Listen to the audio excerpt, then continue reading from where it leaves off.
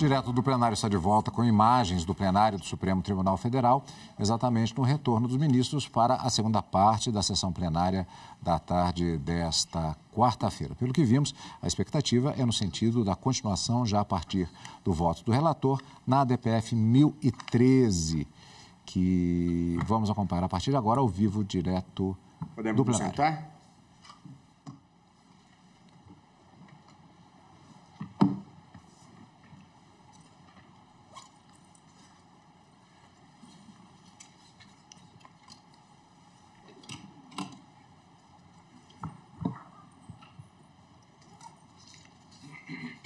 Prezados colegas, boa tarde ao ministro Dias Toffoli, agora aqui entre nós, sempre um prazer.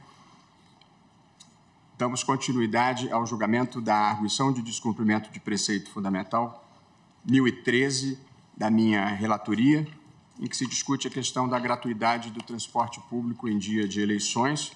Tivemos ilustres advogados na tribuna com sustentações que enriqueceram o debate. Cumprimento os doutores Flávio José Román, cumprimento o doutor Paulo Francisco Soares Freitas, doutora Tatiana Bianchini e a nossa vice-procuradora-geral, doutora Ana Borges Coelho Santos. Eu vou fazer um resumo apertado do meu voto e vou começar pela leitura da ementa, porque já dará a essência do que eu pretendo desenvolver, ainda que com brevidade. E, portanto, essa é a ementa que eu estou propondo para o voto. 1. Arguição de descumprimento de preceito fundamental contra a omissão do poder público em ofertar, nos dias das eleições, transporte público gratuito e em frequência compatível com aquela praticada em dias úteis. A pretensão se fundamenta no direito dos cidadãos ao transporte e, especialmente, no seu direito ao voto, ao argumento de que a locomoção às sessões eleitorais tem custo substancialmente maior do que o valor da multa pela abstenção. Portanto, essa é a demanda que nós estamos cuidando aqui. 2. Considerada a extrema desigualdade social existente no Brasil, a ausência de política pública de concessão de transporte gratuito no dia das eleições tem o potencial de criar, na prática, um novo tipo de voto censitário, que retira dos mais pobres a possibilidade de participar do processo eleitoral. O Estado tem o dever de adotar medidas que concretizem os direitos previstos na ordem constitucional, de modo que a falha em assegurar o exercício do direito ao voto é violadora da Constituição. 3. Numa democracia, as eleições devem contar com a participação do maior número de eleitores e transcorrer de forma íntegra, proba e republicana. A medida pretendida promove 2 valores relevantes: a igualdade de participação, proporcionando acesso ao voto por parte significativa dos eleitores, e também o combate a ilegalidades, evitando que o transporte sirva como instrumento de interferência no resultado eleitoral. 4. De um lado, a arena preferencial para a instituição da providência requerida nesta ação é o Parlamento, é o Congresso Nacional, onde as decisões políticas fundamentais devem ser tomadas em uma democracia. De outro lado, a ausência de normatização da matéria compromete a plena efetividade dos direitos políticos, o que legitima a atuação do Supremo Tribunal Federal. Nesse cenário, justifica-se a solução que reconheça a preferência do Congresso Nacional e, ao mesmo tempo, garanta o cumprimento da Constituição. Inclusive, já existem diversos projetos de lei em tramitação na Casa Legislativa que equacionam adequadamente o problema. Pedido julgado parcialmente procedente para reconhecer a existência de omissão inconstitucional decorrente da ausência de política de gratuidade do transporte público em dias de eleições, com apelo ao Congresso Nacional para que edite lei regulamentadora da matéria. Caso não editada a lei, a partir das eleições municipais de 2024, portanto, daqui a 2 anos, nos dias das eleições, o transporte coletivo urbano, municipal e intermunicipal, inclusive o metropolitano, deve ser ofertado de forma gratuita e com frequência compatível àquela dos dias úteis. E a tese de julgamento proposta é inconstitucional a omissão do poder público em ofertar, nas zonas urbanas, em dias de eleições, transporte público coletivo de forma gratuita e em frequência compatível com aquela praticada em dias úteis. Portanto, comecei pela conclusão e voto brevemente, prezados colegas, para podermos dar sequência a essa votação. O ambiente institucional que a Constituição Brasileira de 1988 criou é o que nós chamamos de democracia constitucional, que é um conceito que se apresenta de maneira dupla, como duas faces de uma moeda. De um lado, soberania popular, eleições livres e governo da maioria, e na outra face da moeda, poder limitado, Estado de Direito e respeito aos direitos fundamentais. Aqui, nessa matéria, estão em jogo as duas faces da moeda. De um lado, a participação ampla nas eleições, como um componente da democracia, e, do outro lado, o direito político de votar como um direito fundamental. Portanto, é à luz dessas premissas que eu desenvolvo o argumento de que, como o direito fundamental ao voto é, por evidente, um direito dos cidadãos, o Estado tem o dever de procurar assegurar que todos possam participar em igualdade de condições. Essa é uma das grandes premissas da democracia, assegurar a todos, e sempre que possível, o máximo de igualdade no exercício dos seus direitos. E, por isso, é necessária a gratuidade do transporte público no dia das eleições, porque, sem esta possibilidade, muitas pessoas deixam de votar pelo custo de comparecer às sessões eleitorais. E aqui há um dado empírico muito relevante. A medida cautelar que eu dei nesta ação e que o plenário ratificou, ela só veio a ser ratificada entre o primeiro e o segundo turno. E, no segundo turno, houve a gratuidade oferecida em boa parte dos municípios brasileiros e, sobretudo, nas capitais. E, pela primeira vez na história, se teve, no segundo turno, um índice de abstenção menor do que o ocorrido no primeiro turno, a demonstrar que a gratuidade fomenta o comparecimento do eleitor às urnas. Até porque, e se nós formos fazer as contas, o custo do transporte público no Brasil é elevado. Os dados que eu tenho aqui são relevantes. Segundo o mapa da pobreza, o contingente de pessoas com renda domiciliar per capita abaixo de R$ 500 no Brasil atinge 62,9 milhões de brasileiros em 2021. Ou seja, cerca de 30% da população do país vive em estado de pobreza e em insegurança alimentar. E, apesar disso, nós ocupamos a 49ª posição no ranking de tarifas de transporte público mais caras do mundo. De modo que, diante da baixa renda da população, o impacto do custo da tarifa no bolso dos brasileiros é ainda maior. Entre aqueles que ganham até um salário mínimo, percentual muito expressivo da população brasileira, o custo com o transporte público costuma alcançar 15% a 20% do orçamento mensal. Portanto, esta é a razão de que, para assegurar a igualdade de participação política, é preciso promover a gratuidade no transporte público no dia das eleições, inclusive porque a consequência de não fazer isso é a exclusão da participação dos grupos hipossuficientes, na verdade, dos grupos mais vulnerabilizados. Já há uma lei de iniciativa do Congresso que assegurou a gratuidade do transporte público no dia das eleições nas zonas rurais, nas áreas rurais, e fez muito bem. Mas é uma lei antiga, e de lá para cá, a população brasileira, a vida brasileira se urbanizou e não se ruralizou.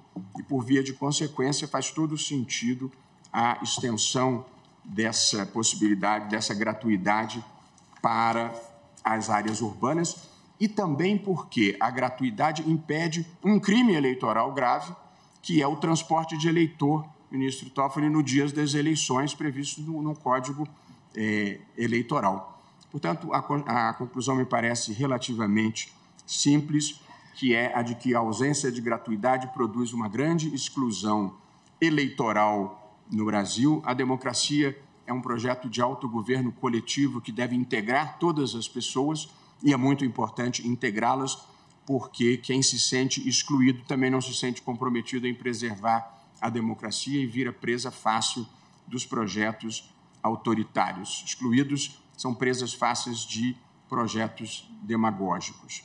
Portanto, eu penso que é inconstitucional deixar de prover a uma parcela substancial da sociedade brasileira o direito de participar do processo democrático. O último ponto que eu gostaria de destacar é a questão do papel do Supremo e a importância de um diálogo institucional permanente com o Congresso Nacional, nessa como em todas as outras matérias, como temos todos nós procurado fazer. E quanto a isso, a oferta de transporte público gratuito e regular nas eleições demanda planejamento, custeio, execução e monitoramento. E por essa razão, a arena preferencial para sua instituição é o Parlamento, locus no qual devem ocorrer as deliberações sobre questões políticas fundamentais em uma democracia. Por outro lado, a ausência de lei nessa matéria gera violação a direitos fundamentais e isso justifica a atuação desta Corte, a fim de propiciar o efetivo exercício dos direitos políticos por parcela da população e evitar manipulações que podem interferir no resultado eleitoral. Nesse cenário, é pertinente adotar uma solução temperada que reconheça a preferência do Congresso Nacional para legislar sobre a matéria e, ao mesmo tempo, estanque a referida violação à Constituição. Assim, em um diálogo institucional com o Poder Legislativo, faço apelo ao legislador para que edite lei apta a sanar a referida omissão inconstitucional, de modo que seja assegurada a gratuidade do transporte coletivo urbano para os eleitores, com frequência compatível àquela praticada em dias úteis. Até que a lei venha a ser editada, com o intuito de preservar os direitos dos cidadãos e as regras do jogo democrático, determino que, a partir das eleições municipais de 2024, o poder público oferte, em dias de eleições, transporte coletivo urbano municipal e intermunicipal, inclusive o metropolitano, de forma gratuita e em frequência compatível com aquela praticada em dias úteis. Evidentemente, caso a lei venha a ser editada, ela é que deverá prevalecer. Eu não trato especificamente no voto, prezados ministros, a questão do custeio em si, na expectativa de que o Congresso Nacional venha a fazê-lo, mas, na ausência de regulamentação, me parece intuitivo que o que for transporte municipal corre à conta do município, o que for transporte estadual corre à conta dos estados e o que for transporte federal corre à conta da União.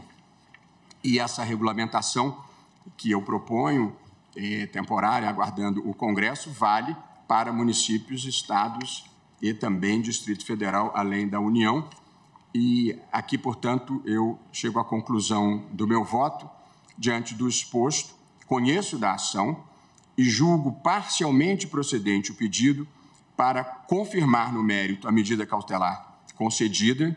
2. Fazer apelo ao Congresso Nacional para que edite lei regulamentadora da política de gratuidade de transporte público nas zonas urbanas em dias de eleições, com frequência compatível com aquela praticada em dias úteis. E, por fim, caso não editada a lei referida no item anterior, determinar ao poder público que, a partir das eleições municipais de 2024, oferte nas zonas urbanas, em dias de eleições, transporte coletivo municipal e intermunicipal nos termos desse voto. E a tese, eu repito, é inconstitucional a omissão do poder público em ofertar, nas zonas urbanas em dias de eleições, transporte público coletivo de forma gratuita e em frequência compatível com aquela praticada em dias úteis. Penso, prezados colegas, que com isso nós produzimos o equilíbrio possível e desejável devolvendo o tema para o Congresso, mas já tendo uma solução que valha para 2024, na hipótese de o Congresso não ter condições de legislar quanto a esse ponto. Senhor presidente. Pois não, é como voto? Pois não, ministro Dias Toffoli. Senhor presidente, surgiu uma urgência, vou precisar me ausentar, então eu adianto que acompanho Vossa Excelência pedindo todas as licenças aos colegas. Muito obrigado, tomara que não seja nada grave. Obrigado. Obrigado. Presidente. Pois não, ministro Alexandre. Presidente, eu consultei antes o ministro Zanin, eu gostaria de fazer algumas colocações, aproveitando aqui duas experiências, uma como secretário de Transportes, por 3 anos, e presidente, acumulando a presidência da SP Trans, que é a empresa de ônibus de São Paulo, e o ano passado, junto com a ministra Carmen, no TSE com a resolução 23.715. Primeiro, e acho importante essa observação, até para balizar economicamente e estruturalmente os votos, de segunda a sexta-feira, em todos os municípios, óbvio que é 1% a mais, 1 a menos, mas a média em São Paulo, em todos os municípios, isso é fornecido pela Associação de ônibus, de segunda a sexta se usa 100% da frota. De sábado se usa 60% da frota. E no domingo, 40% da frota. Então, isso é uma média. Em São Paulo, sábado é 59%, domingo 41%, mas então, 100% segunda a sexta, 60% sábado e domingo é 40%. O que significa dizer é o seguinte, o domingo representa 6,7% dos gastos do município com transporte público. Nós temos 52 semanas no ano, média 52 domingos.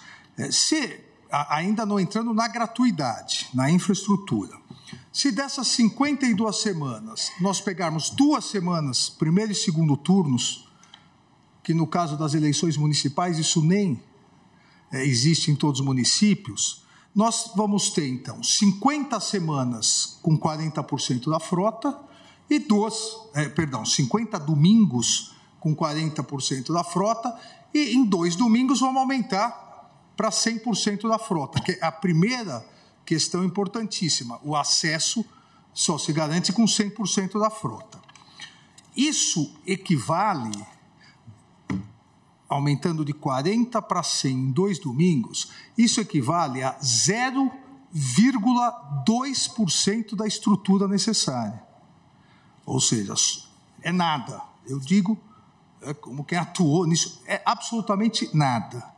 E se nós somarmos aí a gratuidade nesses 2 domingos, dos 40 que existem mais 60, isso equivale a 0,37% do gasto com transporte público.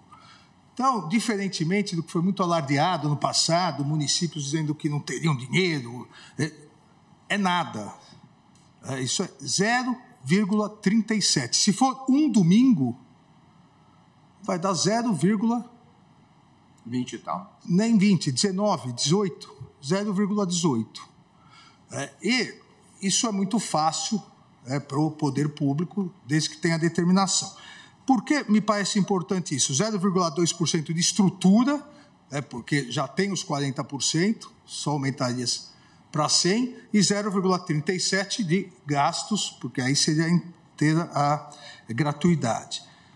O ano passado, até antes da decisão do Supremo, porque o TSE não poderia decidir em relação à gratuidade ou não, mas nós editamos a resolução 23.715 de outubro de 2022, né, logo em outubro, alterando para o segundo turno que os entes federados, direto ou indiretamente, por suas concessionárias ou permissionárias, não podem reduzir o serviço público de transporte coletivo de passageiros habitualmente ofertado no dia das eleições, sob pena de configuração dos crimes constantes no artigo tal.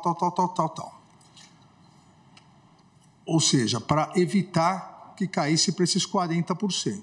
Então, me parece que, presidente, a primeira determinação dentro da razão, da fundamentação do voto de Vossa Excelência, me parece que isso o Supremo já poderia determinar, é que no dia da eleição tem que ser utilizado 100% da frota. O ministro Alexandre está dito, olha, um dos requisitos, horários, itinerários e número de veículos deverão ser, no mínimo, iguais aos oferecidos em dias úteis, sem prejuízo da criação de novos destinados a atender locais com baixa ou nenhuma cobertura pela frota regular. Exatamente na linha do que Vossa Excelência está dizendo. Isso é o essencial, até para evitar um problema que eu conversava, a ministra Carmen e eu conversávamos, principalmente em municípios menores, eventualmente o prefeito destinar linhas para os seus redutos eleitorais naquela eleição. Então, com 100%, todo mundo vai conseguir se locomover igual se locomove durante a semana. Porque o segundo ponto, e aí talvez nós possamos usar o que já existe a previsão no Código Eleitoral, a questão de o poder público já pode criar linhas especiais para regiões mais distantes nos locais de votação, pode já valer-se de veículos públicos disponíveis ou requisitar veículos adaptados para o transporte coletivo, como ônibus escolares, desde que em comum acordo com a Justiça Eleitoral. Então, aqui, quando Vossa Excelência coloca essa possibilidade de linhas especiais, uma sugestão para refletirmos é colocar como no Código Eleitoral, de acordo com a Justiça Eleitoral, para evitar direcionamento. Já porque eu tirei essa frase do voto, que de acordo com a regulamentação da Justiça Eleitoral, e aí eu disse, não vou criar obrigação para os outros nesse momento, mas eu não tenho nenhuma objeção aqui, sobretudo na falta de lei. Eu estou partindo do pressuposto de que o Congresso Nacional, e há projetos avançados no Congresso Nacional, um projeto do próprio presidente da Câmara dos Deputados, o deputado Arthur Lira, tem um projeto pela gratuidade, de modo que eu tenho a confiança de que, no prazo que vai intercorrer até as eleições de 2024, o Congresso legisle a esse respeito. Mas, em não legislando e sendo necessário uma regulamentação, eu acho que o natural é que venha da Justiça Eleitoral. De modo que, se todos estiverem de acordo, eu não tenho nenhuma dificuldade de acrescentar esse ponto. Agora, um último ponto, presidente, talvez tenha me escapado. Vossa Excelência prevê qual o prazo para o Congresso? Eu, na verdade, em lugar de fixar um prazo para o Congresso, eu simplesmente disse, se o Congresso não dispuser a respeito, vale a nossa decisão, que é a da gratuidade, mantido o volume dos dias úteis. Então, para também refletirmos, nós estamos no momento, de todos os municípios inclusive, da elaboração da lei orçamentária. Se nós deixarmos isso para o ano que vem, vários municípios vão contestar aquele problema de ausência de previsão orçamentária. Mas, ministro, a obrigatoriedade nós já estamos instituindo. Apenas se sobrevier a lei vai prevalecer. Então, mas os municípios já têm que tratar isso como uma obrigação imposta pelo Supremo. Essa é a questão. Então, nós já estamos estabelecendo a obrigatoriedade do transporte gratuito. Salvo se o Congresso vier a prover a respeito.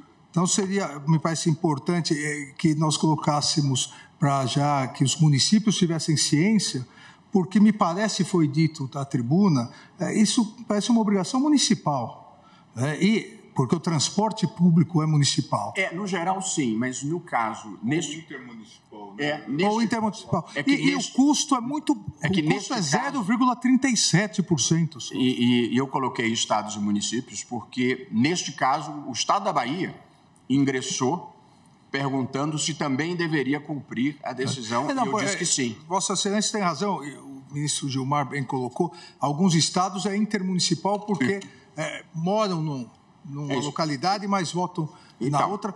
Mas acho que seria importante já determinar que os estados e municípios estabelecessem essa rubrica orçamentária para evitar que o ano que vem tenha alguma desculpa para o não cumprimento. A decisão já diz, porque eu li abreviadamente, mas já diz observância das medidas por municípios, estados e Distrito Federal, extensão relevante para que a medida repercuta sobre todos os modais, no que se incluem o ferroviário, metroviário, aquaviário, bem como sobre o transporte intermunicipal, como acabou de observar o ministro Gilmar. Então, de modo que, no voto em si, esses dois pontos estão cobertos, eu é que não havia lido, mas muito obrigado pela intervenção de Vossa Excelência. Então, se todos estiverem de acordo, vou tomar os votos. Nós acrescentaremos que, na falta de legislação pelo Congresso, a Justiça Eleitoral regulamentará a matéria. Senhor presidente, só para acrescentar aqui ao debate, na verdade, nós temos a norma constitucional que prevê o transporte gratuito para idoso, mas não tem norma constitucional prevendo esse transporte gratuito em gênero.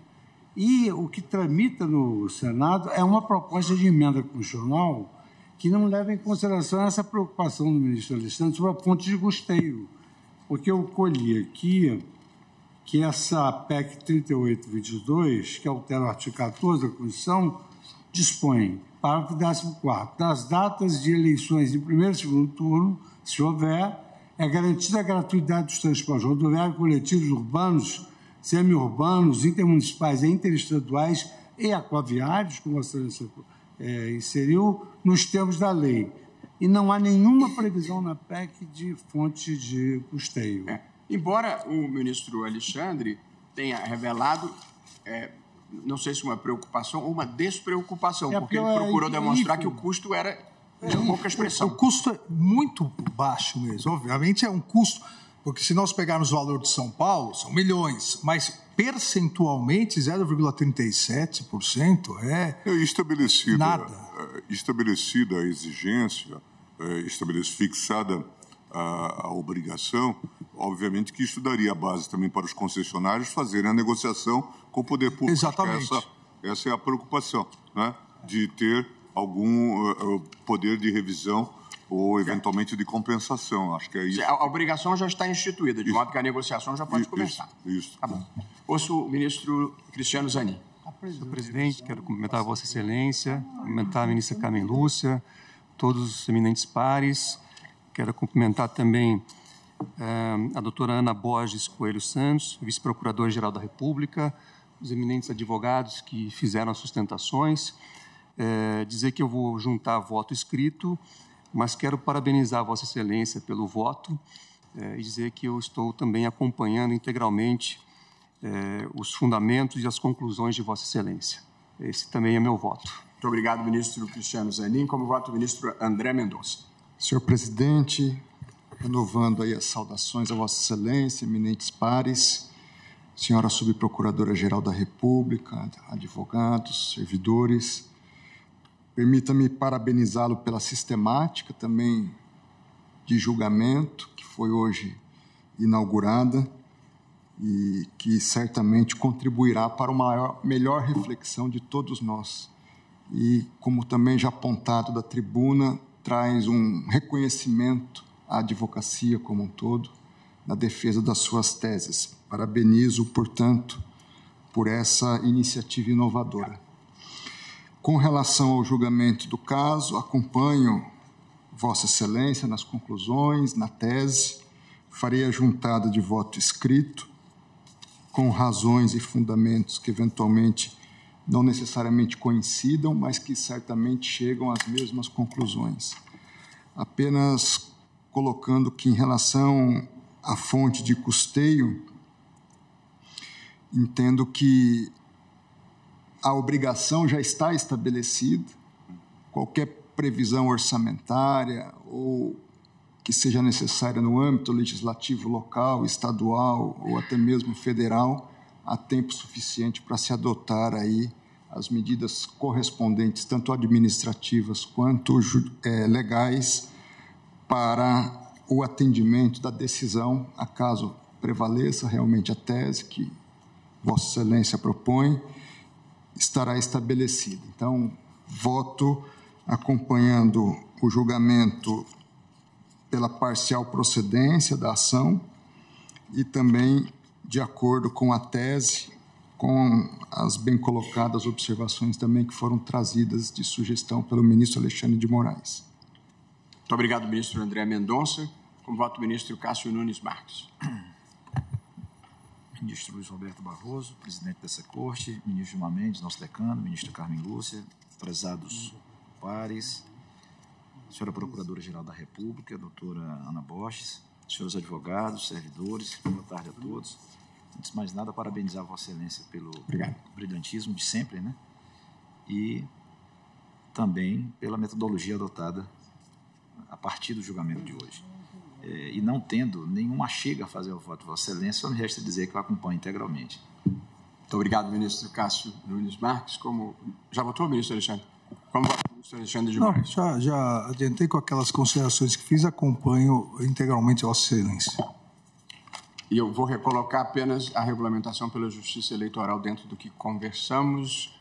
O ministro Dias já antecipou. Ministro Luiz Fux. Eu acompanho. Queria saudar Vossa Excelência pela presidência, pela metodologia.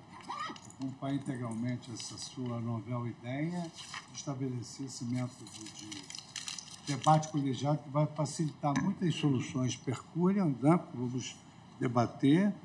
Também cumprimentar a nossa Procuradora-Geral da República, Ana Borges, e dizer que acompanho integralmente o voto de Vossa Excelência, tanto na conclusão quanto na tese. Eu pulei, porque está longe dos olhos, mas sempre perto do coração, o ministro Luiz Edson Fachin, a quem passo a palavra. Muito obrigado, presidente. Agradeço a lembrança de Vossa Excelência. De qualquer modo, Vossa Excelência chamou um outro ministro Luiz, de modo que estamos ainda no terreno dos Luiz. Renovo os meus cumprimentos a Vossa Excelência e também os eminentes colegas, nomeadamente as observações trazidas à colação nesse debate que se deu a partir da manifestação do ministro Alexandre de Moraes. Eu até havia imaginado inicialmente, senhor presidente, de fixarmos um determinado prazo, não mais do que 6 meses, mas creio que a solução que se chegou de estabelecer-se desde logo esse dever e que só poderá ser, obviamente, redesenhado caso haja proclamação legislativa, acho que essa solução de fato é mais adequado. Portanto, não vou traduzir essa sugestão. E o exame que fiz, senhor presidente, eminente ministro relator, coincide com as conclusões que Vossa Excelência traz à colação. Tenho que aqui as 3 faces do federalismo cooperativo se mostram. De um lado, uma forma de guarda compartilhada entre o executivo, o legislativo e o judiciário, eis que esta densidade normativa dessa política pública envolve os 3 poderes. De outro lado, as 3 esferas da federação, União, Estados, Distrito Federal e os municípios. E, por último, e não menos importante, como aqui foi bem lembrado, há um terceiro ângulo do federalismo que diz respeito à sua face interna, ou seja, a questão do orçamento público, a questão atinente, obviamente, de separação dos poderes e também importante, como veio na intervenção do eminente ministro Gilmar Mendes, que diz respeito aos contratos administrativos na área, nessa seara do transporte coletivo. Portanto, com essas observações, e juntarei a declaração de voto, tenho a honra de acompanhar integralmente o voto de Vossa Excelência com os nossos cumprimentos. Muito obrigado, ministro Luiz Edson Fachin. Só por uma nota pessoal, registro a presença no plenário do professor Carlos Roberto Barbosa Moreira, filho do nosso querido, inesquecível e inexcedível mestre José Carlos Barbosa Moreira, aqui presente para o lançamento da coleção de livros atualizados do professor Barbosa Moreira, da qual o ministro Fux participa e eu mesmo participo. Ouço agora com muito gosto a ministra e professora Carmen Lúcia.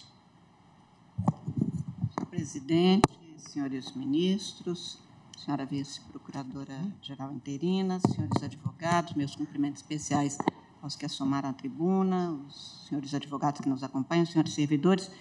Presidente, também eu acompanho Vossa Excelência com 2 notas.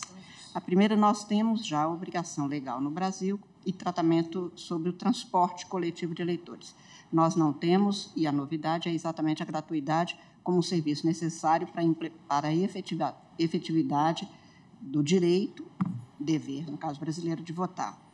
O ministro Alexandre e eu já conversamos sobre isso desde o ano passado, sobre a preocupação na gratuidade de isto se fazer de tal forma que o que é um ilícito, que é o transporte regular de eleitores, quer dizer, neste Brasil, vou falar do Minas Gerais, em que se envia um carro para buscar eleitores, sendo gratuito, como é que a gente faria o controle? Porque aqui nós estamos tratando de transporte coletivo de redes regulares, vias regulares. Mas é certo que, por exemplo, em distritos de municípios pequenos, a minha região tem muitos, não há nem linha regular. Por isso, o ministro Alexandre fez referência ao transporte que é feito neste dia por ônibus, ou agora vans, que vão buscar os estudantes e que são utilizados pelo município. Acho que a preocupação procede no sentido de a gente evitar outro tipo de privilégio, que é de um prefeito candidato a... Nem por ser candidato à reeleição, qualquer um, poder fazer uso disso. Aí eu acho que fica bem como está, mas aqui, acho que o ministro Alexandre e eu já conversamos, podemos avançar a partir desse julgamento na Justiça Eleitoral para exigir dos TREs que, no período, hoje a legislação fala que 15 dias antes do pleito, a Justiça Eleitoral divulgará pelo órgão competente o quadro geral de percurso e horários programados para o transporte de eleitores e fornece uma cópia aos partidos políticos. Então, eu acho que isto que não vem sendo tão efetivado, que seja efetivado no sentido de, ministro Alexandre, de, a partir desta decisão, como é gratuito, com esta preocupação, de ser igual, sem privilégios, menos ainda, sem a condução de eleitores em determinados distritos, o candidato tal sabe que ele tem mais eleitores, então ele designaria mais linhas, ou esses ônibus que são utilizados, ou hoje vans. Então, que na Justiça Eleitoral a gente cobrasse dos TREs planos de mobilidade eleitoral que fossem encaminhados pelos municípios com prazo anterior, e aí sim a gratuidade não vai abrir em Sanches a nenhum tipo de irregularidade. Nós vimos isso ano passado, em alguns lugares não tinham ônibus naquele dia, em outros lugares tinham ônibus em excesso. Então, apenas manifestar esta preocupação para a Justiça Eleitoral também, porque aqui Vossa Excelência exorta, presidente, o Congresso Nacional a legislar sobre o tema. Então, nós temos os dois lados. Por isso, eu acho que esta convocação do Congresso, neste caso, é muito bem-vinda, e, independente disso, eu acho que, para nós também, da Justiça Eleitoral, é preciso que a gente tenha muito rigor em também dar cobro, agora, a outros instrumentos para impedir outros tipos de ilícitos, porque com a gratuidade, você pode parar uma van, ela diz, eu estou fazendo gratuitamente. Certo. Não é a linha regular, mas eu faço, por exemplo, para... Não, a preocupação é legítima. Então, eu acho que para nós também, não é, ministro Alexandre? Na Justiça Eleitoral, nós podemos agora aperfeiçoar os mecanismos e exigir esse tipo de atuação da Justiça Eleitoral junto com o Poder Executivo, principalmente municipal, porque a proposta que eu me ponho inteiramente de acordo é que, para as eleições do ano que vem, que são municipais, e aí isto se faz com uma gravidade muito maior, porque, claro, o candidato local de um pequeno município, que é a grande maioria das zonas eleitorais brasileiras, ele conhece direitinho onde ele tem mais eleitores. Nós não queremos nem que falte transporte, nem que se privilegie redutos, entre aspas, redutos eleitorais. Então, apenas com essa observação, que vale muito mais para nós, da Justiça Eleitoral, que temos nosso dever mesmo de ter rigor neste cumprimento, eu estou também votando no sentido da procedência da arguição de descumprimento de preceito fundamental e também aderindo. A única referência que Vossa Excelência faz na tese é inconstitucional a omissão do poder público em ofertar nas zonas urbanas. É porque na zona rural já existe. Sim, mas lá, eu acho que lá não fala, não sei se fala em zona. A legislação fala para os residentes nas zonas rurais. Nas zonas rurais.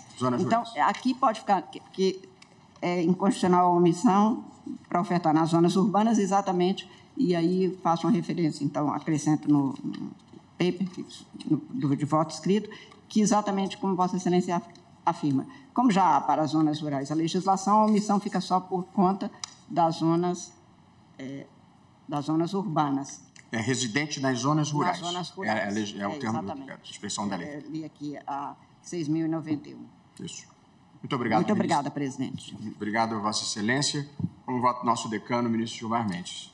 Também eu estou acompanhando Vossa Excelência e cumprimentando pela solução trazida.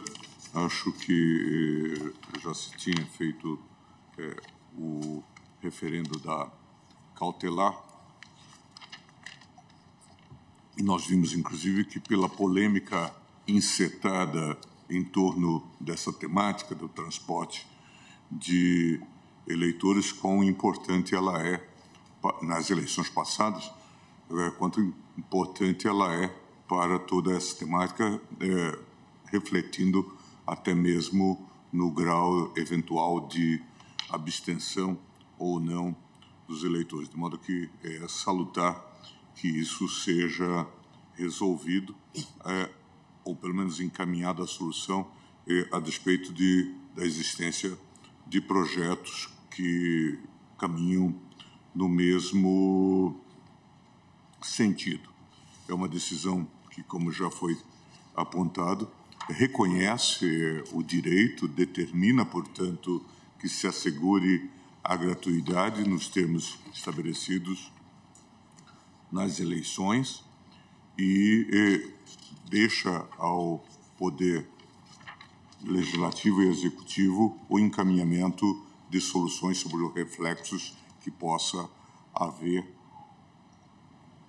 no contexto das soluções em relação às concessionárias, e isto me parece que pode ter relevância, mas não impedirá já as deliberações já apontadas agora pelo ministro Alexandre de Moraes quanto à contabilização que diz respeito à lei orçamentária e eventual ajustes no que concerne aos contratos de concessão, seja nas concessões municipais, seja nas concessões intermunicipais. De modo que estou subscrevendo o voto de Vossa Excelência. Eu só faria um registro, mas, na verdade, para o futuro, de que nós talvez encontrássemos uma forma procedimental de registrar este diálogo com o Congresso Nacional, talvez alguma forma de, regimentalmente, talvez até num diálogo com as duas casas do Congresso Nacional, fazer esse registro do apelo, porque senão isso também pode cair num vácuo ou num vazio. Considerando todas as preocupações hoje existentes nesse chamado diálogo institucional, mas é uma questão que sobre a qual nós podemos nos debruçar em outro momento. Isso, mas até mesmo posso, me chamar em nome do tribunal, ligar ao presidente do Congresso, um pouco para dizer que estamos devolvendo a bola para o campo dele, que de fato é o que estamos fazendo, como parece próprio, porque o ideal mesmo é que isso venha regulamentado por legislação do Congresso. Nós só estamos intervindo supletivamente, se o Congresso não atuar, porque envolve um direito fundamental, que é o direito do voto. Proclamo, então, o resultado. O tribunal, por unanimidade, julgou parcialmente procedente o pedido. Eu digo parcialmente porque tinha uns outros temas que nós não abordamos. Julgamos procedente o pedido e firmamos a seguinte tese: é inconstitucional a omissão do poder público em ofertar, nas zonas urbanas em dia das eleições, transporte público coletivo de forma gratuita e em frequência compatível com aquela praticada em dias úteis. E no corpo do voto ficará constando que a regulamentação da matéria, à falta de legislação federal, será feita pelo Tribunal Superior Eleitoral. Com isso, encerramos o julgamento da ADPF 10.013. Nós teremos agora em pauta um processo sobre educação, gestão estadual, reserva de vagas. Foi suspenso. É para a tese, né? Nós vamos... temos agora o lançamento do livro, em homenagem ao livro revisado do professor Zé Carlos Barbosa Moreira, agora às 18 horas, faltam 5 minutos. Nós recomeçaremos o julgamento amanhã, dando continuidade à pauta de hoje. Então, os processos que não foram julgados hoje, transferidos para a pauta de amanhã, e agradecendo a colaboração de todos, saudando à distância o ministro Luiz Edson Fachin e todos os colegas aqui presentes, declaro encerrada a sessão.